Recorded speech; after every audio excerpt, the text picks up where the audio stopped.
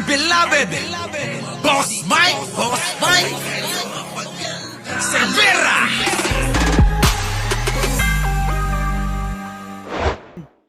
Tingi. Yan, mga kababayan, kilala nyo naman ito, di ba? Ito lang ho naman yung pinagbibintangan noong vlogger nilang hindi daw naliligo at iba pa dahil daw po mga kababayan yung mga pera na pumapasok sa kanya na pinabibigay para maging pondo daw sa mga gagawin nila sana na rally sa iba't ibang panig ng Maynila, abay binulsa daw ni Re. Pero mga kababayan, hindi yon ang topic natin. Ang topic natin ngayong kaaruba ay eto, yung pong mga isisiwalat nila na maikukonekta nyo sa sinasabi ko. Ano, mga kababayan ko? Sige, tuloy! No? Parang kapugian pa kung maraming babae at lalaki, magaling dumiskarte or whatever. Bobo ka rin talaga. Hindi ganun yon.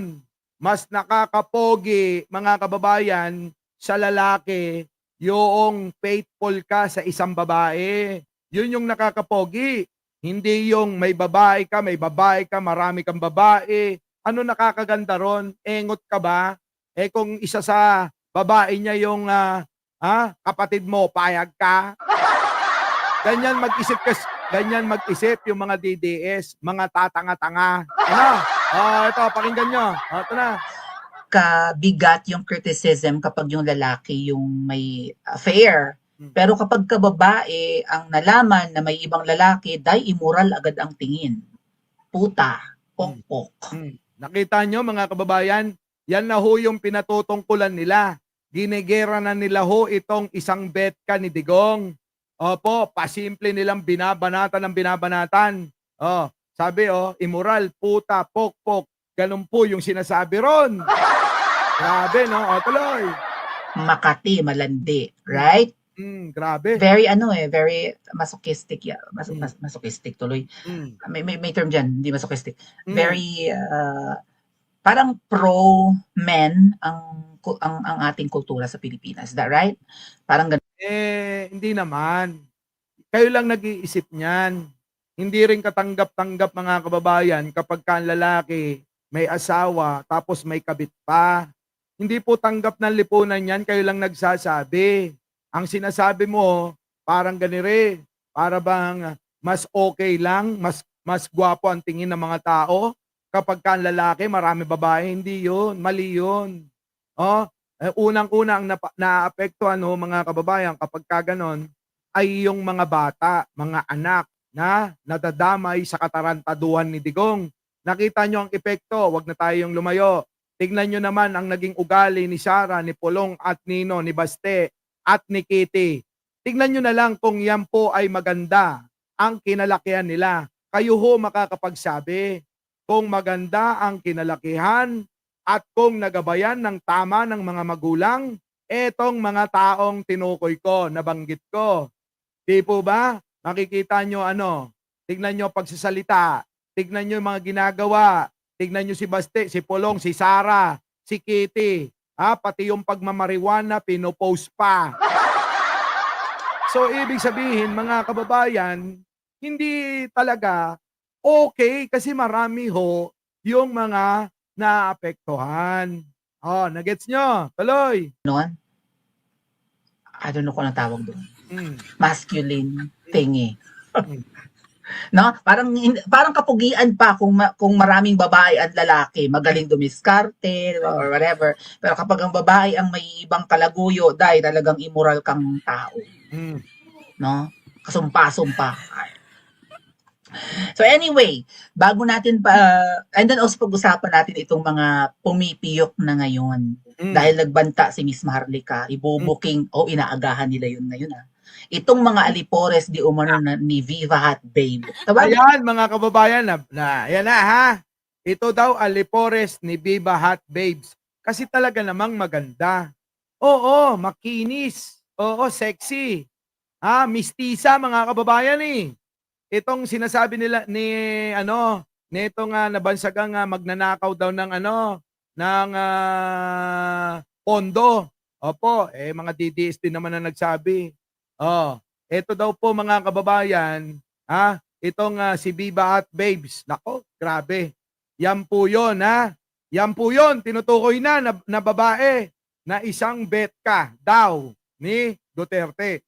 Alam natin siyang misogynist, mga lalaki yung nagalit sa babae. Pero yeah, yung culture kasi natin parang parang masyadong mataas ang pagtingin natin sa lalaki and mababa sa babae. Sabi ni Jojo Chavez, type ni Digong Tisay, bakit parang pumatol naman sa mukhang unggoy? Uy, hindi totoo yan. Oo, di ba? Oh, sige, tuloy natin to. Ikaw, Jojo Chavez, kung type ni Digong Tisay, hindi. Bakit pumatol sa mukhang unggoy? Tuloy. Okay? Hindi pantay actually. Mm. Hindi yan. So, nagbanta si Miss Marlica, mga kababayan, na i-expose niya ang mga double agents pag-uwi niya, pabalik na siya ng Amerika yata mamaya. Okay? Tinapos lang naman niya yung event kahapon, nag-extend lang naman ng stay yan, 18 days na nga raw siya sa The Hague. And sabi niya, parang itinadhana na mag-travel siya sa The Hague. Ano siya? Itinadhana daw na mag-travel sa The Hague si Maharlika, mga kababayan. Naniniwala po ba kayo doon? Hindi ho yan pupunta si Maharlika sa The Hague ng walang kwarta. Maniwala kayo, Diyos ko, Maharlika, wag ka nga. Sasabihin mong hindi ka bayaran. Diba? Tinanggap mo nga yung bayad nun eh. Kita ng dalawang mata ko, tinanggap mo yung bayad. Wag kang alam niyo si Maharlika kasi, matindi rin sapak sa ulo, sinungaling pa eh. Sabi, hindi ko bayaran. Oh, di ba? Yung bang pinabibigay nga dapat kay Sangkay, kinuha mo pa. Kung hindi ka pa kung di ba naman buhaya sa pera yan, mga kababayan. Biruin ninyo, siguro matatagal na kayo, no? Nagkaroon ho kami ng, ikukwento ko lang, nagkaroon kami ng imbitasyon nung eleksyon, para mag-host. Para mag-host. Oo. Di ba, nag-host kami sa Facebook page ni Presidente noon. Ngayon, mga kababayan, ito yun. Oo. Inaabutan kami ng pera. Oo. Inaabutan kami ng pera. Siguro mga sa host, 15, 20, ganon. 20 mga kababayan. Inaabot sa bilang yun, appreciation. Kasi may trabaho naman, di ba? Okay lang yun, may trabaho. Di po ba? Ngayon, ang nangyari ganito. Dahil si Sangkay ay hindi nakadalo dahil pumunta ng ng probinsya. Ngayon, ito na yung token nyo lang dahil sa ginawa ninyo, effort, pamasahe, hotel ninyo, ganon mga kababayan, eto. So, yung po token, hindi naman po masasabi na bayad. Maaari siguro mga kababayan, sabihin na lang natin na token of appreciation. So ngayon mga kababayan ko, hindi ko kinuha. Yung sa akin mga kababayan, hindi ko kinuha. Sabi ko, wag na, okay na yan. Bilang suporta, 20 mil, kulang pa nga sa isang truck na Nutriban na dinonate ko dyan. Di ba? At yung mga tsinelas, at yung iba pang mga t-shirt na mga pinadala ko, mga kababayan, nung eleksyon yon 2022. Makikita nyo yan sa TikTok ko. Nabigay po tayo ng mga tsinelas, t-shirt, at isang truck na Nutriban para po sa campaign. Mga kababayan, maalala man lang nila si Pangulong Ferdinand Marcos Sr. sa pamamagitan ng Nutriban kasi Nutriban baby tayo. Ngayon, eto na. So, dahil nga po doon sa token of appreciation, okay lang tanggapin mo yung iyo. Tama, di ba? Yung para sa'yo, tanggapin mo. Pero, mga kababayan, nakita niya, yung para kay Sangkay, kinuha pa niya.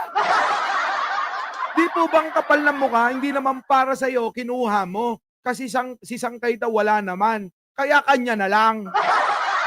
Ang kapal ng mukha, mga kababayan, kulang na lang sabihin ko, alam nyo, pati yung akin, iyo na. Kaya walang masasabi yan si Maharlika sa akin. Alam niya, 'di ba?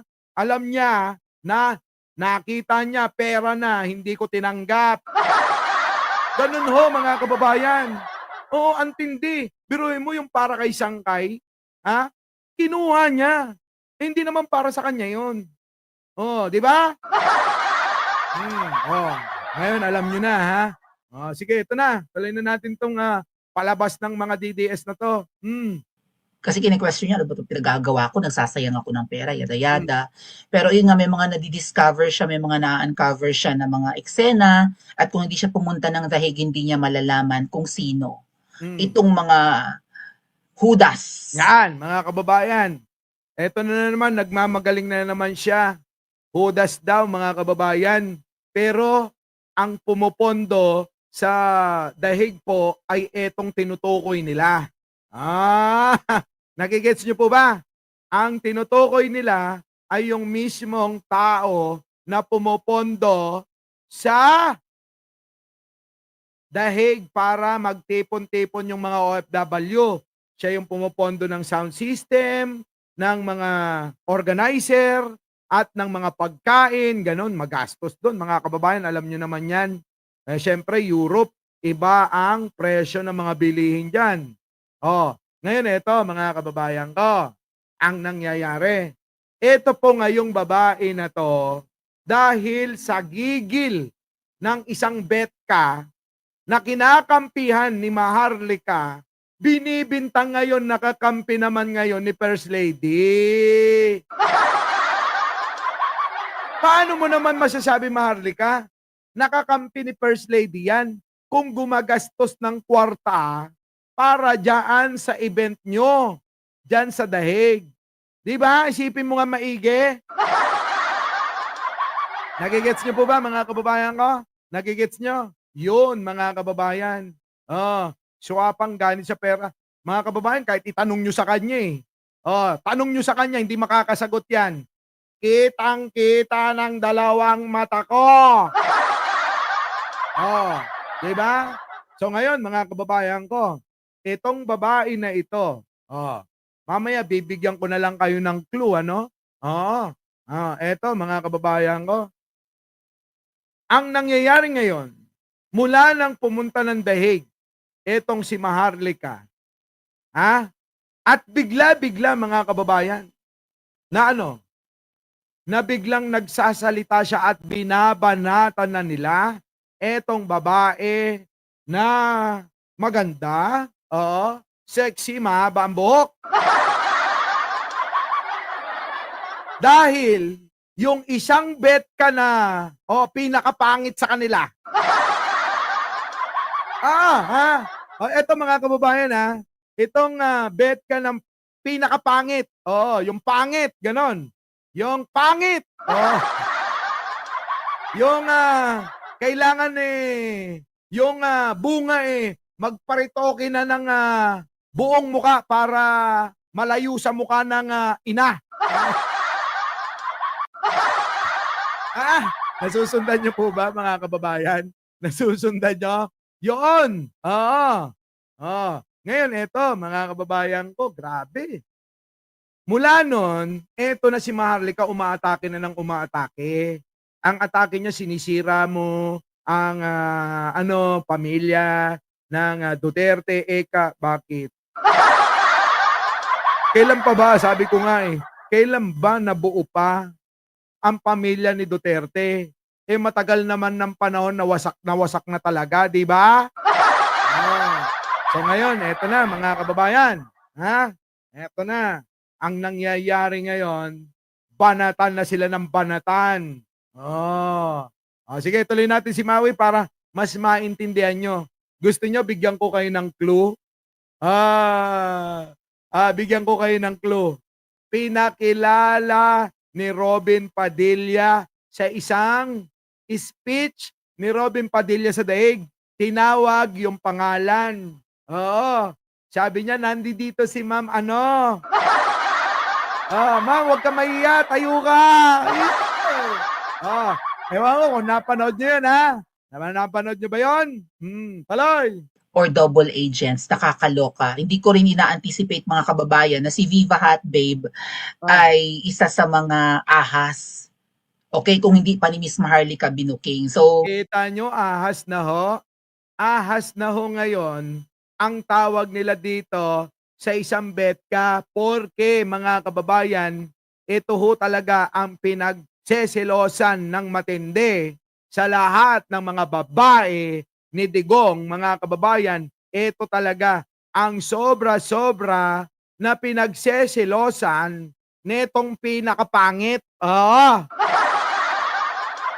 So ngayon mga kababayan, galing din po yan kay Sara. Sabi niya ni Sara, sabi ni Sara, yung mga girlfriend nga ng ni Digong naghihintay sa labas dala-dalawa. So nagigets nyo sa kanila, sa bibig nila nang gagaling yan. Oo, sa bibig nila. Tuloy. maybe, 'di ba? Malayo naman kami hindi naman namin nakakasalamuha diyan sa Pilipinas ang Oy, shoutout po sa inyong lahat Sa lahat po ng hindi pa nakakapag-like, share, and subscribe. Tulad ni Gloria, Pals, Bian, Marites, Lily. Opo, paki-like naman po mga kababayan.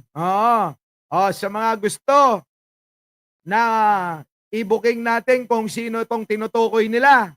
Mga kababayan. Press 1! Sabayan nyo na rin ng like pag napapantay natin. Ang like natin. Pagpantay ang like natin sa viewers. Sige, bubuko ko na. Tuloy.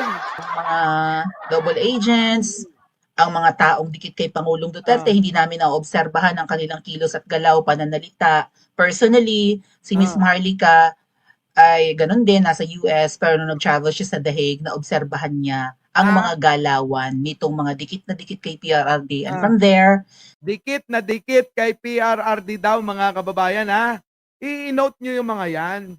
Sino yan dikit na yan? Ito po yung pinagsisilosan ng pinakapangit na betka. Tuloy. 'di ba, na-assess niya na ang mga ito pala ay mga gumagalaw Ang base sa kumpas ng nagbabayad sa kanila.